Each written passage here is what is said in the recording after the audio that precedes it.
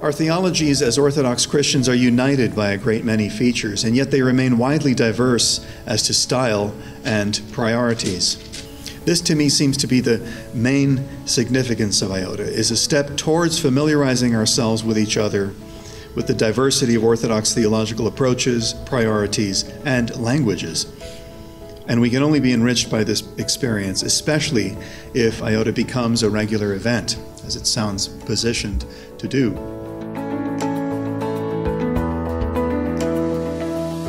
The ecclesiology group should explore the practice and social reality of a church and undertake the task of investigating the church methodically, critically, and constructively, and thus provide an understanding of how theory and practice relate to one another.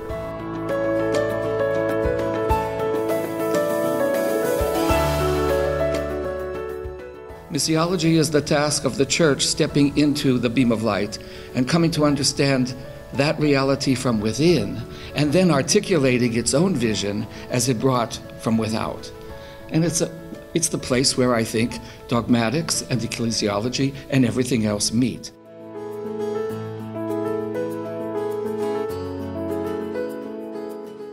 Orthodox theologians have contributed to a renewed awareness of mission as something vital to the very nature of the Church as it participates in the mission of the triune God, while their holistic understanding of salvation has challenged Christians to expand the scope of their witness to engagement with global economic, social, and environmental issues.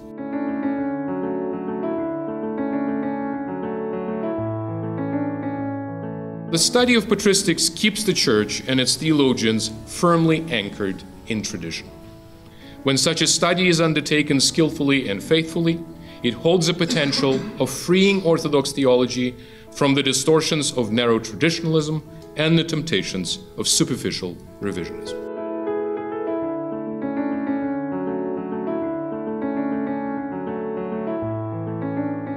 The anthropology and ethics presented by and summed up in the living Christ and his ecclesial body down the ages is rich and full beyond compare.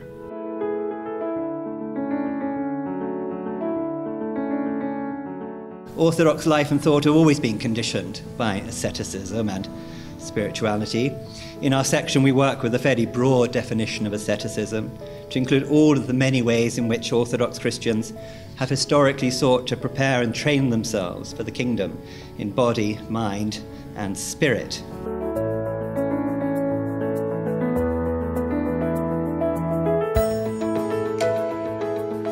I think we need to look at history in order to understand how these different forms of Christian contemplative life functioned in different contexts.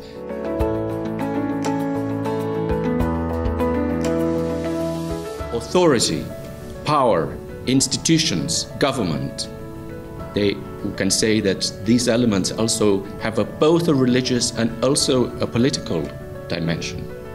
Our group aims to bring together scholars working on the relationship between Eastern Orthodox churches and the social sciences.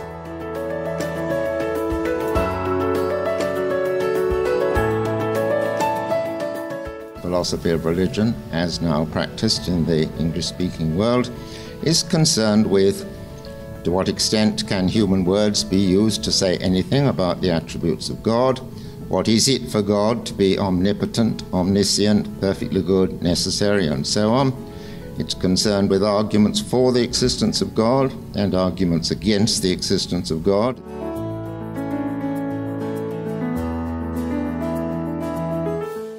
The Women in the Orthodox Church group of the International Orthodox Theological Association aims to bring together Orthodox theologians and scholars, women and men, in order to support theological scholarship on matters related to women and their roles in the Orthodox churches.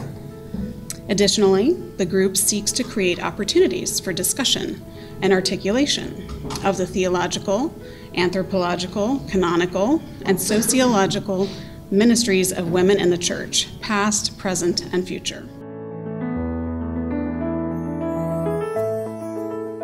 Philosophical theology is a way of understanding God in merely rational manner. On the other hand, we as a philosopher or a theologian are always in a historical context. The second point on that framework is a way for philosophical theology to be specifically orthodox.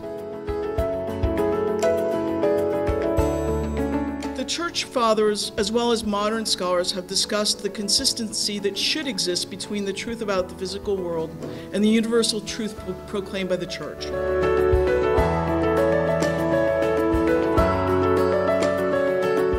In particular, we must build on the highly developed theology of creation that the Fathers expounded, with its strong sense that the cosmos must be understood Christologically and in terms of its ultimate fulfillment in the new creation. This theology, in fact, provides us with an opportunity to do something of great significance, to develop a theological interpretation of current scientific understandings that is consonant with patristic vision.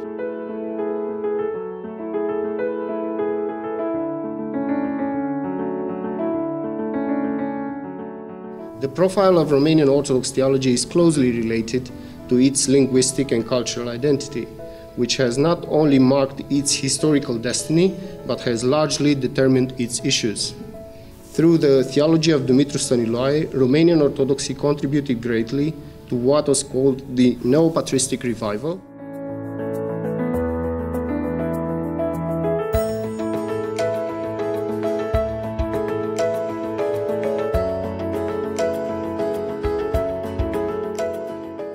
What we're after is about partnering with Orthodox educational institutions around the world, and the good thing is we've already started the process of doing so. We're after, of course, engaging contemporary culture in the most rigorous and profound way.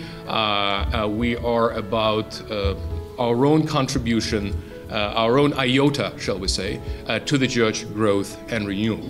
And finally, and principally, this community, this new community, will exist for the sake of pan-Orthodox unity.